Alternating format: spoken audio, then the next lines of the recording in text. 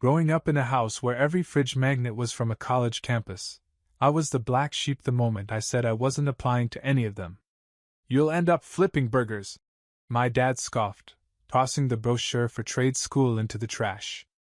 My mom was subtler. She just stopped bringing me up at dinner parties. My siblings? All college-bound. My brother Ryan got a full ride to a private university. My sister, Emma, was the drama club darling, off to some East Coast liberal arts college that charged more than my yearly income at 17. I didn't care about that. What I cared about was the old shed behind our house. The one I fixed when I was 14, floor to roof. The first time I ever smelled sawdust and realized, I liked this. I liked making things that worked. I liked using my hands. And I liked not sitting in classrooms being told I had untapped potential, when all I wanted was a socket wrench and some peace. So when high school ended, I took my savings and bought a rusted-out van slapped "Alex Fix-It-All" on the side, and started offering handyman services around town. The reaction from my family? Let's just say they didn't throw me a graduation party.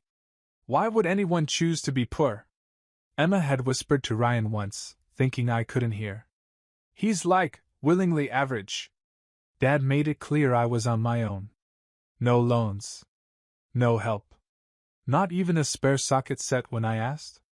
And holidays? Let's just say if you weren't a college grad or a future CEO, you got to sit at the kiddie table, even at 22. But you know what's funny about starting from the bottom? You learn fast. You hustle harder. And most of all, you remember everything. By year 2, I had steady clients. By year 3, I had 3 guys working under me. And by year 5, I was making more than my brother, whose startup dreams had already crashed twice. Emma? She was on her 3rd waitressing job between callbacks. And me? I had built something real. But still, the family never asked. Never acknowledged it. In their eyes I was still the disappointment. The one who didn't go to college. The one who showed up to family dinner with calloused hands and dirt on his boots. That is, until the house started falling apart. Funny how respect shows up when your pipes burst and your ceilings sag.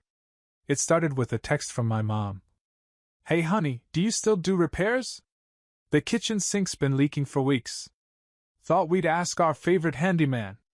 The audacity made me laugh so hard, I nearly dropped my wrench. Favorite handyman? They didn't even RSVP to my engagement party. But I played along. Replied with a smiley face. And then I did what no one in my family ever did for me. I gave them a quote. Double the standard rate. The quote I sent my parents was clean, professional, and painfully accurate. I itemized everything from demolition and cleanup to tile, drywall, plumbing, and labor hours, but I didn't stop there. I doubled it. Every line. Not because I was greedy, but because I knew them. If I quoted the real costs, they'd act like I was charging them out of spite. If I gave them a discount, they'd take it as their right. So I made it painfully obvious. If you want the help of the son you shunned for years, you're going to pay for it, and then some. It didn't take long for my mom to reply. She sent one of her signature passive-aggressive texts. "Hi sweetie, I think there's a mistake on the estimate. These numbers seem really high. Did you maybe use the wrong template?" "No. I used the right one. The very right one," I replied. "No mistake. That's my family rate." She didn't respond. 2 hours later my dad called. That was already a red flag. He hadn't called me directly in months. Not even when my dog died. Not when I bought my first house. Not even when I got married last year. But now that his backsplash was falling apart, and he couldn't flex for his golf buddies, suddenly I was worth dialing. "Alex," he barked, like we were still in the same old house and I was still 15, late for curfew. "This quote, is this some kind of joke?" "Nope," I said. "That's what it costs." He paused, probably grinding his teeth. "You're telling me this number, is what you expect us to pay? Your own parents? I'm telling you what the work is worth." You can't be serious, he muttered. We're family. There it was. That old, dusty card he only pulled out when it suited him. I was family when they needed something.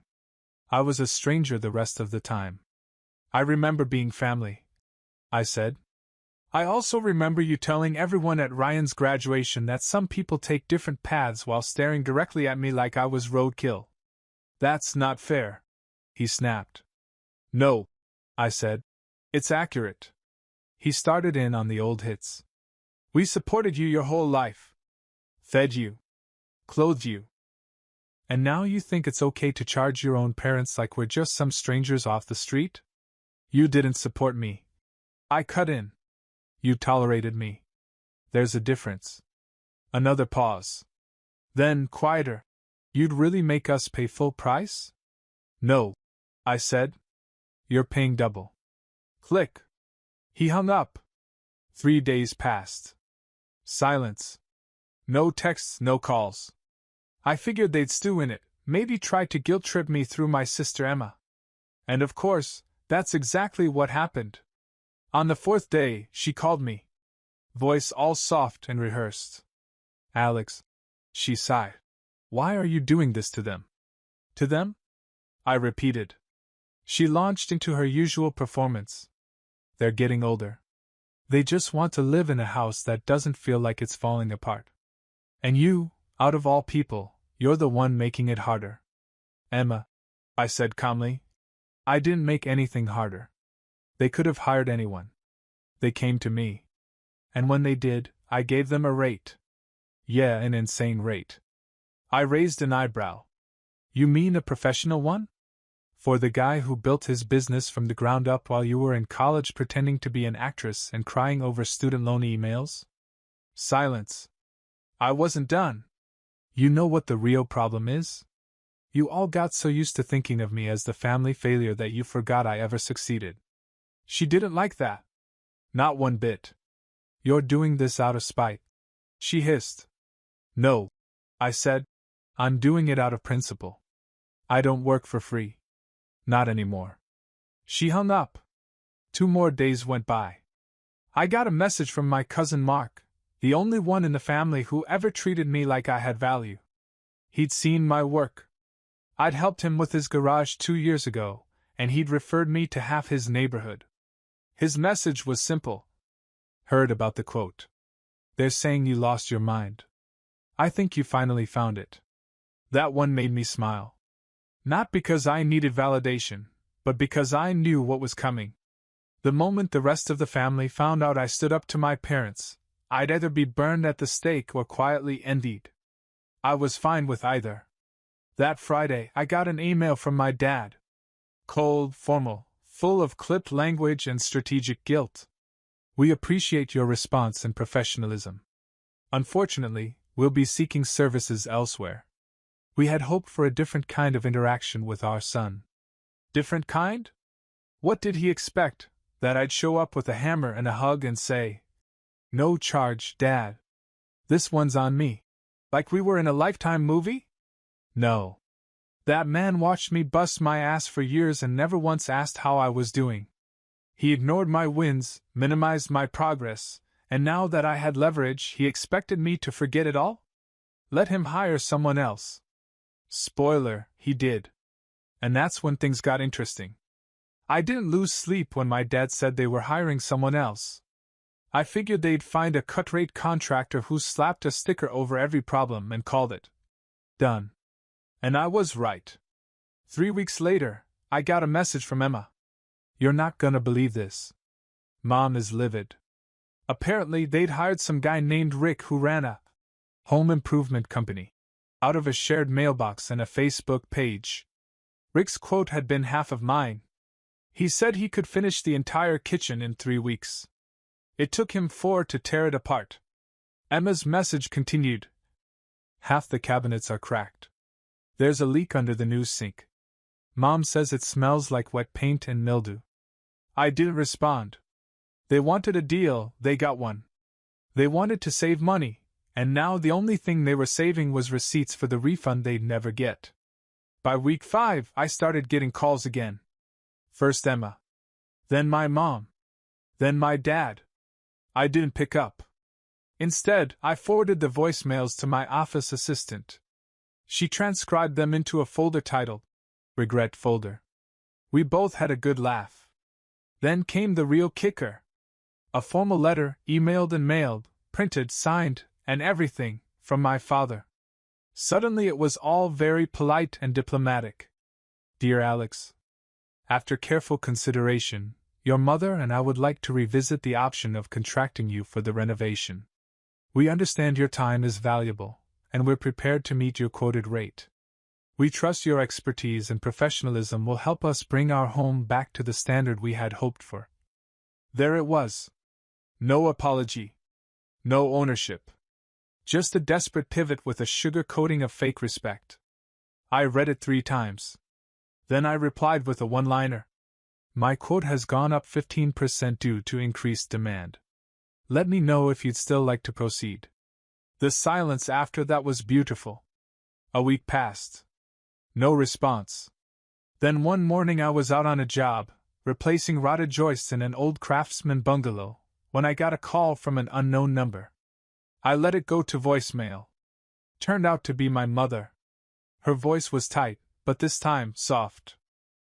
Like someone trying to put together a broken plate using nothing but apologies and duct tape. Alex, we've been thinking. Your father and I, well, maybe we didn't treat you the way we should have. Maybe we were hard on you. We didn't realize how successful you'd become. Or how hard you worked. And we're sorry. Really. She paused. Then she said it. We'd like to move forward with the renovation. At whatever cost you feel is fair. I didn't respond that day. Or the next. I let it marinate. Let them stew. Let them feel, for once, what it was like to want something, need something, and have the door gently but firmly held shut. And during that silence, I thought about all those family dinners where I was invisible. The holidays where I brought gifts and left with nothing but cold leftovers and lukewarm hugs. The birthdays they forgot.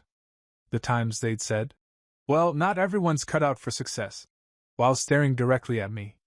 Now I was the success. And they were the ones asking for help. So I made a decision. I called them back. I'll do it, I said. But everything goes through my office. You'll get a new quote. Signed contract.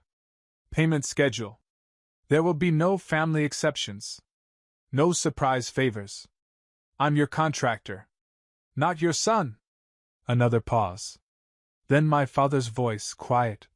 Understood. I sent over the new contract that afternoon. It was clean, tight, and more expensive. I included terms for late payments, added a project delay clause, and required a 50% deposit up front. Within 48 hours, I had the signed paperwork and a direct bank transfer. It felt surreal. Not because I finally won, but because I realized I didn't care anymore. I didn't need their approval. I didn't want their attention. I just wanted what I'd earned. And I was finally getting it. On my terms. The project started a week later. I showed up with my crew, clipboard in hand, not as the son who never amounted to much, but as the boss who ran a 6-figure business and had a waiting list out the door. The look on my father's face when I introduced my foreman as Mr. Saito, and not him, was priceless. But we weren't done yet. Day 1 of the renovation was all business. My crew showed up at 7:30 sharp, vans lined up like clockwork on the curb. My parents were waiting in the kitchen, wearing matching. We're trying to be polite. Smiles. You could practically smell the tension under the fresh brewed coffee they'd made just for us, an awkward attempt to prove they were gracious clients. I didn't drink it. Instead, I walked them through the scope of work like I would any other customer. No chit-chat. No hugs. Just logistics. This wall's coming down to open the space. We'll need to reroute the electrical. Cabinets here, backsplash here. Full tour-out starts this afternoon. Permits are filed, and we've got a dumpster coming at noon. They nodded like strangers. It was the most honest interaction we'd had in a decade. We started with the demo. Everything looked routine, until we got to the far wall behind the fridge. That's when one of my guys, Kenny, called me over. "Hey boss," he said, pulling back a soggy panel of drywall. "You might want to take a look at this." I crouched beside him, flashlight in hand. The wood was soft, discolored, with dark streaks running through it like bruises. Mold. Water damage.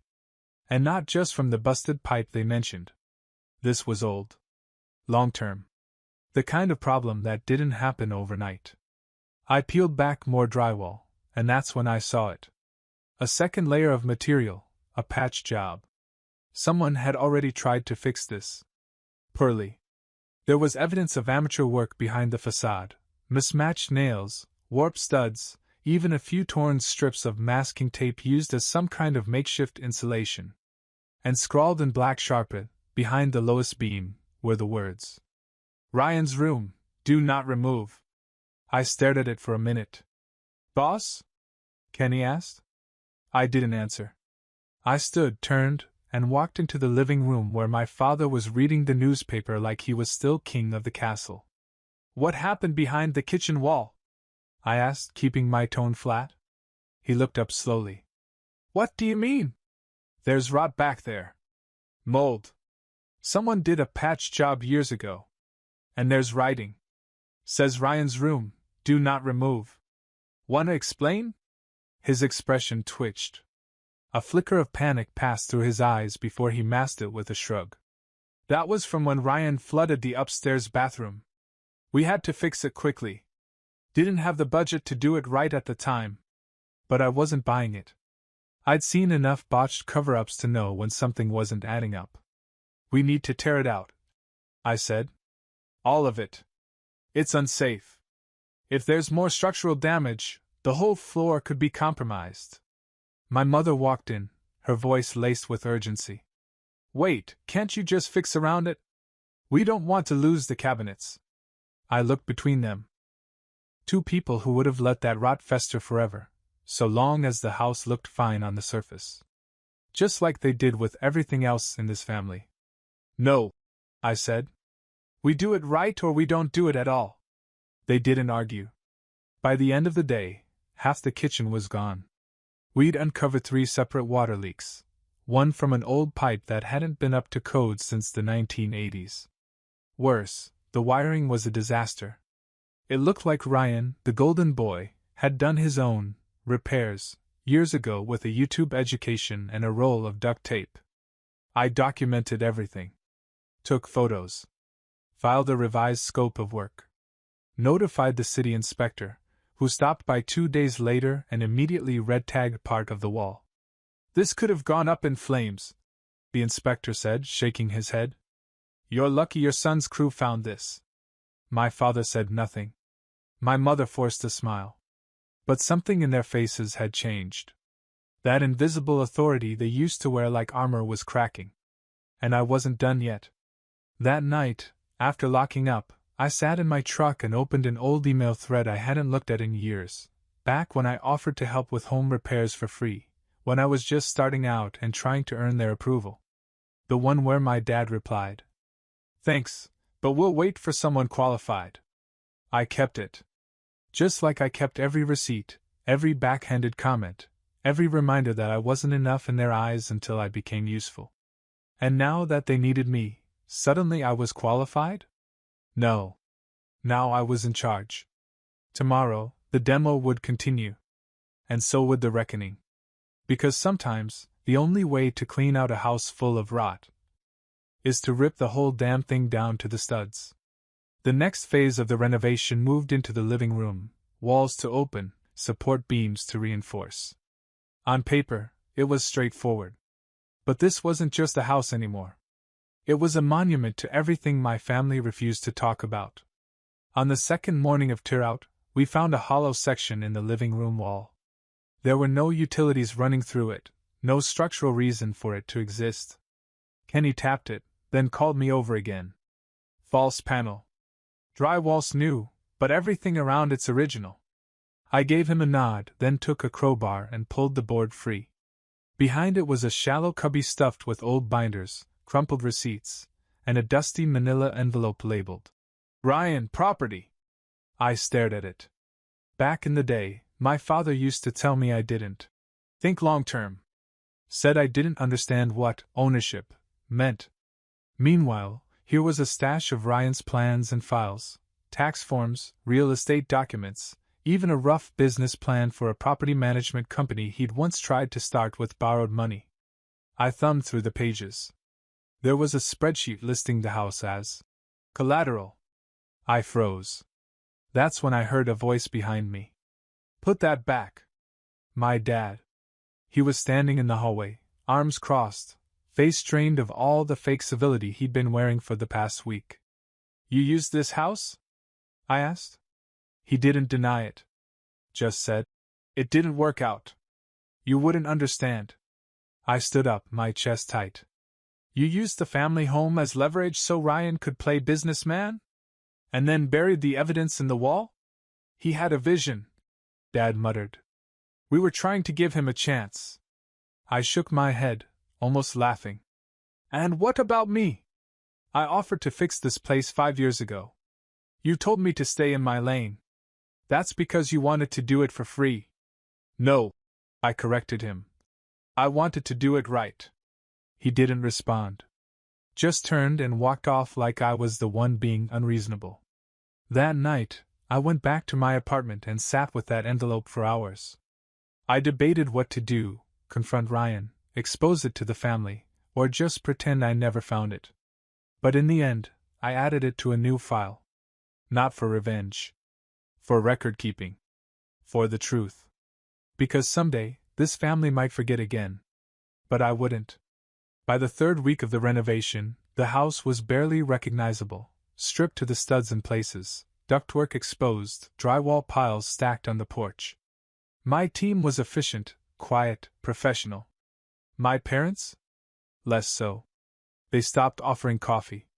They stopped asking questions. Instead, they hovered, murmuring in hallways, watching every move like they were waiting for a trap to spring. There was an unspoken fear in them now, not about the renovation itself, but about me. They didn't know who they were dealing with anymore. Because the son who used to sit quietly in the corner, fixing cabinet doors for free, had grown into the man who sent invoices. With due dates. Which brings us to Friday. I was wrapping up measurements for custom shelving when my assistant Liz called. Hey, she said hesitantly. So your dad just emailed. He's requesting a deferment on the 2nd installment. Says they've run into some cash flow issues. I closed my eyes. I knew what this was. The slow pivot back to the old game, guilt. Delay.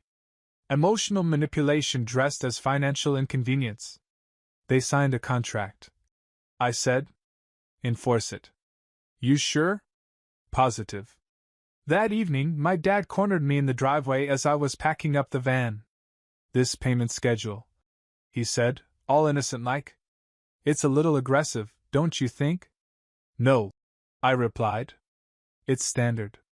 He gave me the classic disappointed dad look, the same one he used when I told him I wasn't going to college. I just thought, maybe you could give us some flexibility. For family. I met his stare. I gave you flexibility for 2 decades. I said. You called it failure. He didn't have an answer for that. The next morning, the payment cleared. Something shifted after that. My mother stopped speaking to me entirely. Emma sent a short text that just read, "Hope this is worth it." Even Ryan, who hadn't shown his face once, sent a cryptic message. "Nice to see you finally figured out what a paycheck's worth." I didn't reply to any of them. Because they still didn't get it. This wasn't about money. It was about dignity. Respect. Rewriting the story they had stuck me in, where I was always the underachiever, the one who needed handouts, not the one capable of sending bills with late fees. So I kept going. We finished the living room framing that week. Insulation next. Cabinets ordered. And me? I was just getting started. By the time we hit the final stretch of the project, backsplash installed, floors sealed, crown molding cut to perfection, the house looked like something out of a home design magazine. And yet something felt hollow. I could tell my crew felt it too. We worked like ghosts in a museum, admired but unwelcome. The house gleamed, but the people inside it stayed brittle. My mother avoided eye contact entirely. My father hovered with his arms crossed, pretending to inspect baseboards but mostly watching me like I was an intruder in my own origin story. That Thursday, while double-checking the alignment on the custom cabinets, I heard footsteps behind me. I turned and found Emma in the doorway. She didn't look angry. Just tired. "I came by to see how it's going," she said, scanning the room like she didn't know what to say next. "It's going fine," I said. She nodded, biting her lip. "Then, they're not sleeping well, you know." I didn't respond. She stepped inside and crossed her arms. "You've made your point, Alex." I set down my measuring tape. "What point is that?" "That you're successful. That you're in control now." I gave a humorless laugh. This was never about control. It's about fairness. Boundaries. Respect. Emma looked away, then down at her feet. "They don't know how to handle this version of you. You used to be easier." "Yeah," I said. "I used to be useful." She flinched. "You don't have to do this. You could finish the work, walk away, and just let it go." Let it go. The phrase echoed in my head. Let go of being ignored. Let go of years of backhanded comments. Let go of being the family footnote. Let go of the small, burning voice in my gut that used to ask, "Why am I never good enough?" I stepped toward her. "I'm not doing this to get even. I'm doing it so I never feel like that kid again." Emma didn't say anything after that. Just nodded and left. 2 days later we finished. Final walk-through. Client sign-off. Clean up. My crew packed up. The contract was fulfilled to the letter, down to the last polished screw. I handed my dad the keys and a final receipt. "It's done," I said. He took the papers, stared at them like they were written in another language, and muttered, "The house looks incredible." "Yeah," I said. "It does." He opened his mouth like he wanted to say more, but nothing came out. I turned and walked out. The front door clicked shut behind me. And for the first time in my life, I didn't feel like I was leaving home. I felt like I was walking away from a job well done. A month after the renovation ended, I got a card in the mail. Handwritten envelope, familiar cursive. It was from my mom. Inside was a generic thank you card with a short note. "The kitchen is beautiful. We hope one day you'll come by just to visit. Love, Mom and Dad." No apology. No acknowledgement of the past. Just a neutral truce stapled to a countertop I'd installed myself. I left it on my desk. Didn't answer. Didn't visit. Instead, I got back to work. Winter rolled in, and with it came momentum. I expanded my team. Bought a second truck. Landed 3 commercial contracts. The money was good, but the peace? Even better. One Friday afternoon, I was walking through a nearly finished home office project when Kenny, my lead guy, asked, "You ever think they get it now? Your folks?" I shrugged. "Maybe. But I'm not building for them anymore." That night, I went home and found the envelope still sitting on my desk. The card they sent. I stared at it for a long time. Not because I was moved, but because it finally felt like what it was, a receipt. Not a thank you. Not an apology. Just a quiet acknowledgement that I had delivered something they couldn't deny. They didn't have to say sorry. Their silence was loud enough. A week later, I got a call from Ryan. "Hey man," he started, trying to sound casual. "Heard the kitchen looks great. Emma says you went all out." "Just did the job," I said. He cleared his throat. "So, my basement's been flooding. I think it's a foundation issue. You think you could?" "No." He blinked on the other end. "No? I'm booked out 6 months. Even if I wasn't, I wouldn't take it." "Come on, man. You're seriously holding a grudge?" "No," I said. "I'm holding a boundary." He didn't call back. Somewhere along the line, I realized I wasn't fixing homes anymore. I was rebuilding myself. Every stud I installed, every beam I reinforced, it was a reminder that I wasn't a disgrace. I was a builder. Of homes. Of businesses. Of my own future. And as for my family? They're still in that house. The one they treated like a symbol of status until it literally started rotting from within. The house I fixed. The house I rebuilt. The house that will never fully feel like mine, but will always carry my fingerprints behind every wall and beneath every floorboard. Sometimes, revenge is a screaming match and slammed doors. Other times, it's quiet.